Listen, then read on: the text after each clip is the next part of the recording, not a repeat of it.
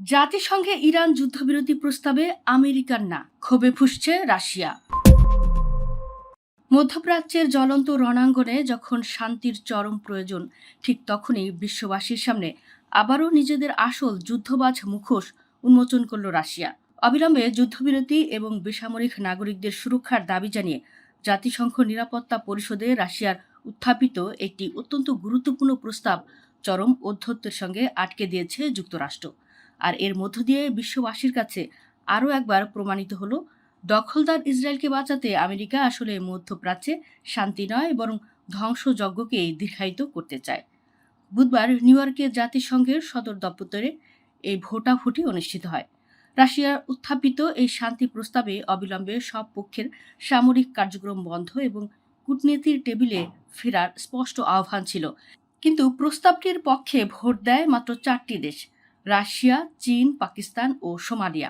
বিস্ময়কর ও নগ্ন সত্য হল, এই প্রস্তাবের বিপক্ষে ভোট দিয়ে সরাসরি যুদ্ধ চালিয়ে যাওয়ার পক্ষে অবস্থান নেয় কেবল আমেরিকা ও লাটভিয়া।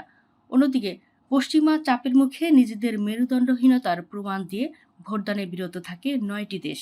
একটি প্রস্তাব পাশের জন্য কমপক্ষে 9টি ভোট এবং স্থায়ী কোনো সদস্যের ভেটো না থাকার নিয়ম থাকলেও যুক্তরাষ্ট্রের সরাসরি না ভোটের কারণে এই শান্তি প্রস্তাবটি চরমভাবে ব্যর্থ হয়।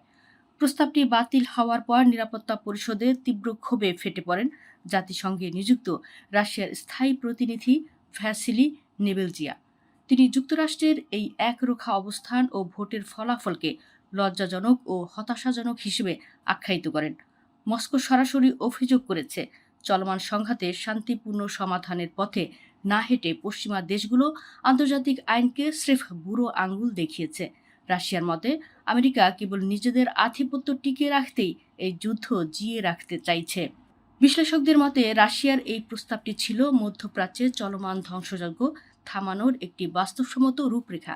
কিন্তু ট্রাম্প প্রশাসন এই প্রস্তাব আটকে দিয়ে মূলত নিজেদের এবং ইসরায়েলের আগ্রাসনকে আরও দীর্ঘায়িত করারই লাইসেন্স নিল।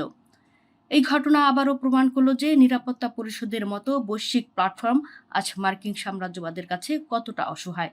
পুরো বিশ্ব যখন যুদ্ধের ভয়াবহতা থামাতে মরিয়া, আমেরিকা তখন নিজেদের দম্ভ বাঁচাতে শান্তিকে গলা টিপে হত্যা করছে। তবে বিশ্ব রাজনীতিতে আমেরিকাকে যে এই ঘটনা আরও একঘরে ও ঘৃণিত করে তুলল, তা আর বলার অপেক্ষা রাখে না। বিশ্ব এখন পরিষ্কার দেখছে, শান্তির সবচেয়ে বড় শত্রু আজ খোদ হোয়াইট হাউসেই বসে আছে।